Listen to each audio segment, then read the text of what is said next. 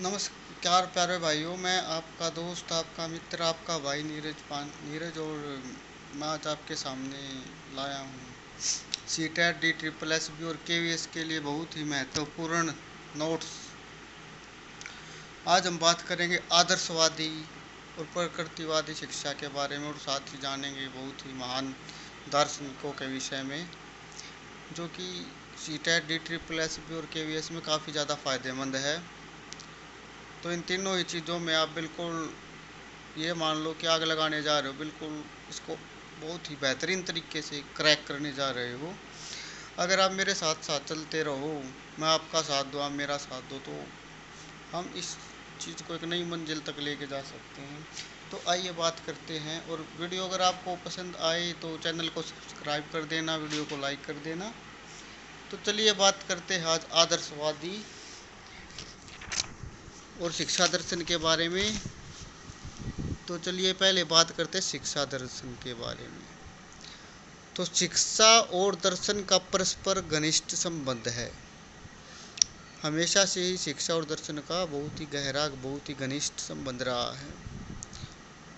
प्रत्येक युग की शिक्षा किसी न किसी दर्शन से अवश्य प्रभावित रही है।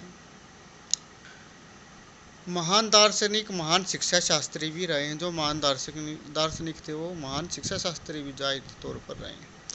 जॉन डीवी के शब्दों में दर्शन का संबंध शिक्षा के लक्ष्य और उद्देश्य से निर्धारित है।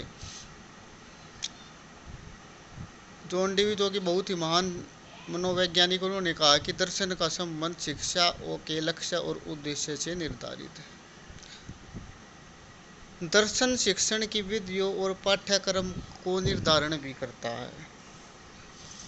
ये शिक्षा की विधियाँ यानी कि जो भी मेथड्स होते हैं, टीचिंग मेथड्स, उनको और पाठ्यक्रम को, कैरिकुलम को निर्धारण करता है, डिसाइड करता है। किसी भी देश की पाठ्य पुस्तक भी दार्शनिक विचारधारा से प्रभावित होती है। साथ ही दर्शन का शिक्षण के व्यक्तित्व और व्यवहार से भी संबंध होता है। तो किसी भी देश की जो पाठ्य पुस्तक होती है, उनको दार्शनिक विचारधारा से काफ़ी प्रभावित होता है। जैसे रूसो है, तो उनकी विचारधारा से उसी देश का काफ़ी पुस्तकें प्रभावित मिलेंगे आपको, उनके विचार उनमें आपको देखने के मिलेंगे। फिर से आदर्शवादी शिक्षा। आदर्शवादी धारा की प्रमुख विशेषता क्या क्या हो देख लेते हैं। यह दार्शनिक विचारधारा सबसे पुरानी विचारधारा है। भारत और यूनान में यह आज भी प्रचलित है। इस विचारधारा ने शिक्षा का सर्वाधिक प्रभावित किया। शिक्षा को मोस्ट इफेक्टेड रही है शिक्षा इससे। यह विचारधारा ब्रह्मांड को ईश्वर का निर्माण मानती है, यानी कि जो भी ब्रह्मांड है वो ये मानती है कि ईश्वर ने ही इसको बनाया, गॉड इज द मेकर। और आध्यात्मिकता में विश्वास रखती है। आदर्शवादी शिक्षा का उद्देश्य आत्मानुभूति है, सेल्फ रियलाइजेशन है। ये विचारधारा शिक्षा देते हैं जिसमें अनुशासन, नैतिक शिक्षा और मूल्य प्रदान शिक्षा शामिल है। आदर्शवादी शिक्षा व्यवस्था में चरित्र निर्माण पर विशेष बल दिया गया है। आदर्शवादी शिक्षा प्रकृति के कड़े अनुशासन पर बल देती है।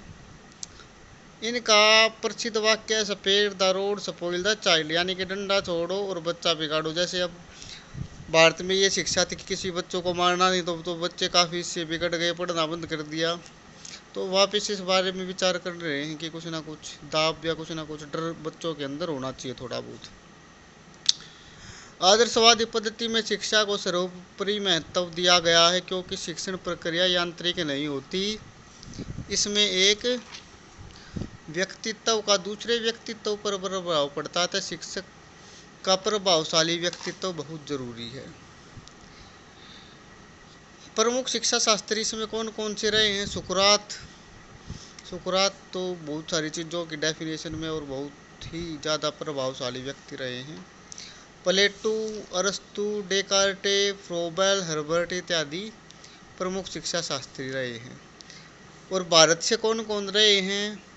दयानंद सरस्वती, विवेकानंद, महात्मा गांधी और अरविंद।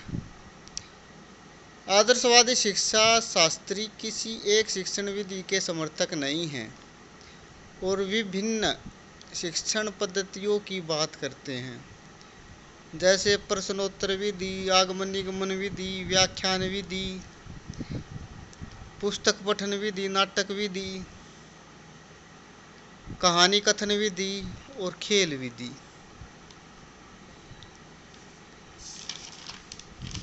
तो चलिए आज इस वीडियो में अभी फ़िलहाल हम इतना ही, आगे हम प्लेटो और रूसो आदि के बारे में पढ़ेंगे। आपको वीडियो पसंद आए तो चैनल को सब्सक्राइब कर देना और वीडियो को लाइक कर देना। धन्यवाद।